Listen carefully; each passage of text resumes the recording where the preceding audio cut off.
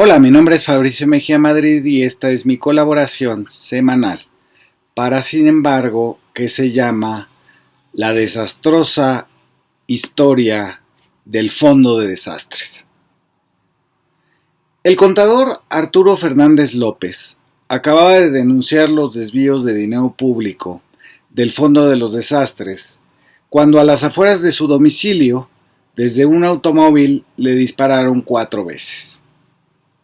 Un tiro le atravesó la mandíbula, pero sobrevivió.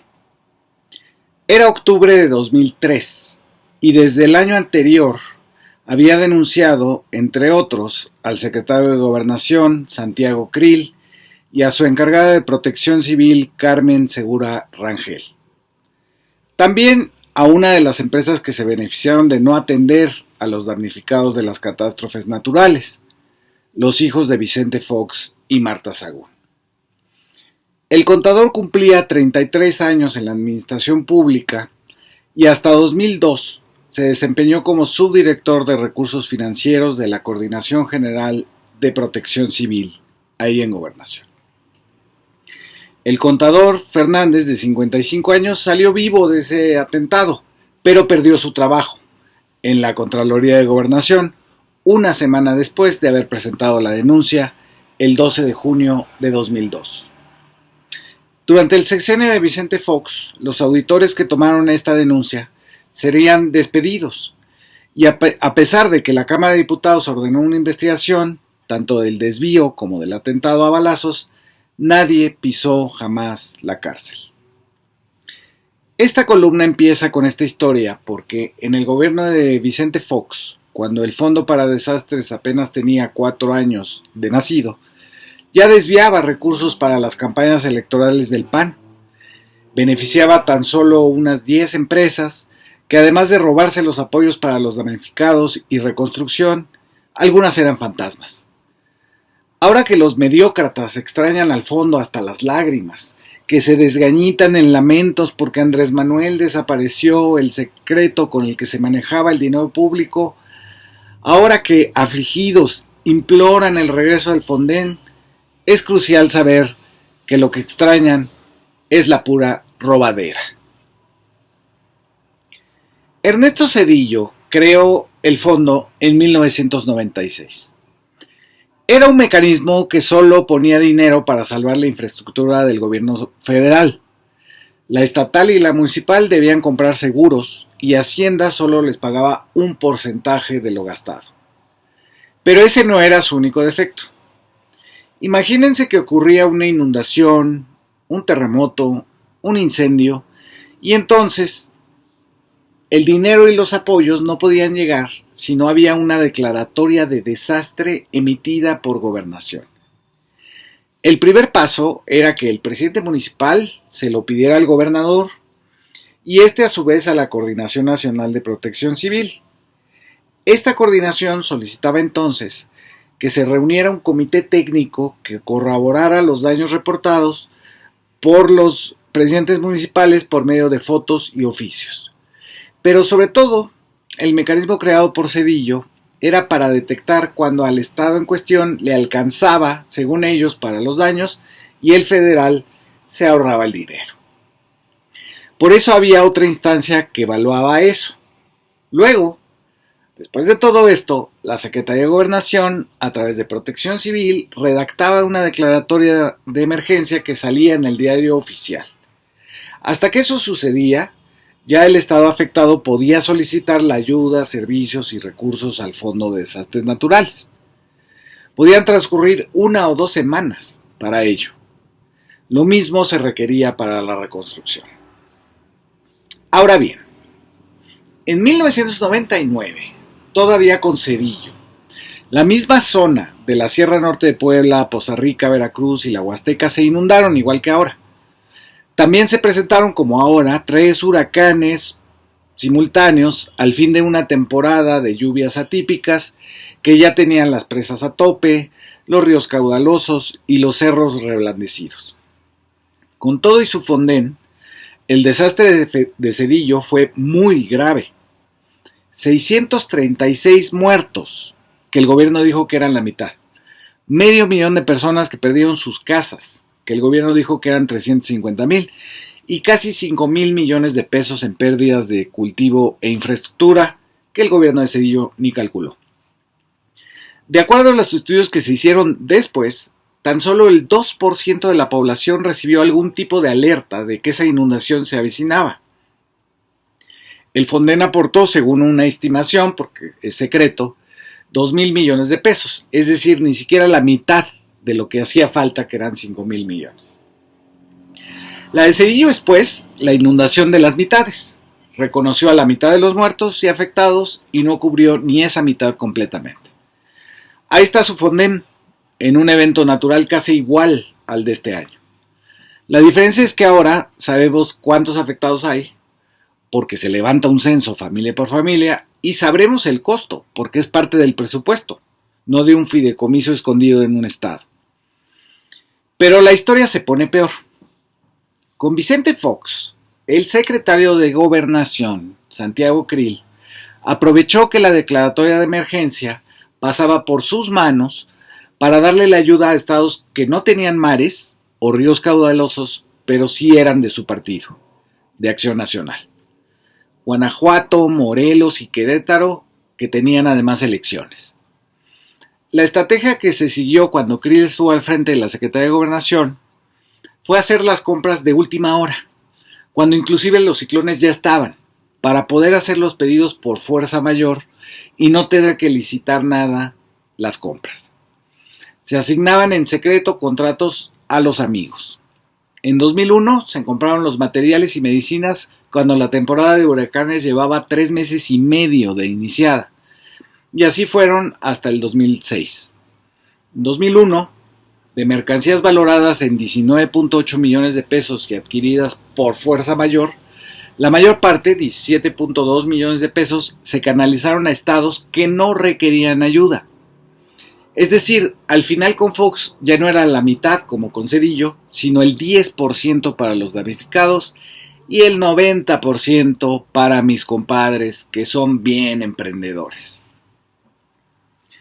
Un puñado de no más de 10 empresas se tragaron el Fonden de Vicente Fox y Santiago Krill. Una distribuidora de medicinas, Spite Medical SADCB, a la que se le hicieron pedidos de productos farmacéuticos por 100 millones de pesos en 2001, 120 millones en 2002 y 25 millones en 2003. Spite no entregó los medicamentos pese a que ese importe sí le fue pagado. La Contraloría descubrió facturas duplicadas por más de 1 millón de pesos, pagos en exceso a otros proveedores, compra de colchonetas y cobertores a asesoría y gestoría corporativa, que era una firma de contadores. Le compraron colchonetas y cobertores.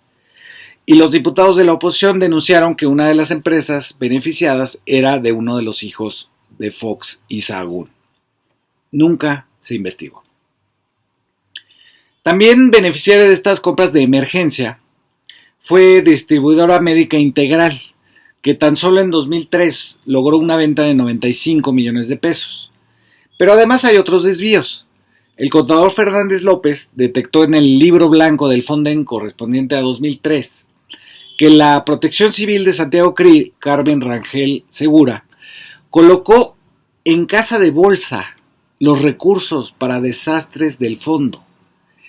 En octubre de ese año, la Secretaría de Hacienda autorizó 160 millones para atender emergencias y tan pronto como llegaron a las manos de Segura Rangel, se tomaron de ahí 80 millones de pesos y se invirtieron en la casa de bolsa ICSE. Así, no solo se robaron el dinero de los damnificados en México, enriquecieron a empresas amigas, apoyaron campañas electorales de sus partidos, sino que también le sacaron ganancia en la bolsa de valores. Este colmo es lo que acaso extrañan los mediócratas cuando se lamentan de que no exista más el secreto de los recursos que atienden personas afectadas por desastres naturales en México. En 2006, como producto del fraude electoral de Fox contra Andrés Manuel, Carmen Segura, la ratera del Fonden de Krill, se convirtió en diputada de la Ciudad de México por Acción Nacional y como tal tuvo fuero para que no la persiguiera la justicia, aunque bueno, era la justicia de Felipe Calderón. Su procuraduría, la de Calderón, tuvo en sus gavetas la investigación contra Segura Rangel.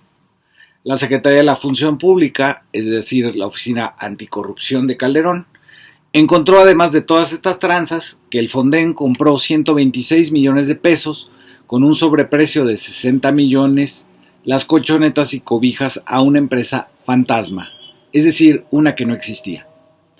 Pero Calderón entendió que el secreto era de gran ayuda para la corrupción y decretó más de 90 catástrofes cada año durante sus 6 años, hasta completar el exorbitante número de 561 declaratorias de desastre.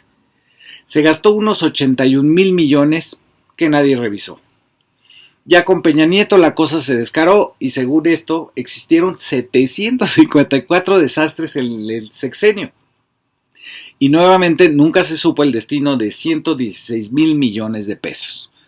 Se inflaron todos los precios hasta 2000% porque las declaratorias se hacían de última hora para no licitar y simplemente disponer de los recursos que luego iban a los fideicomisos estatales y ahí se les perdía de vista.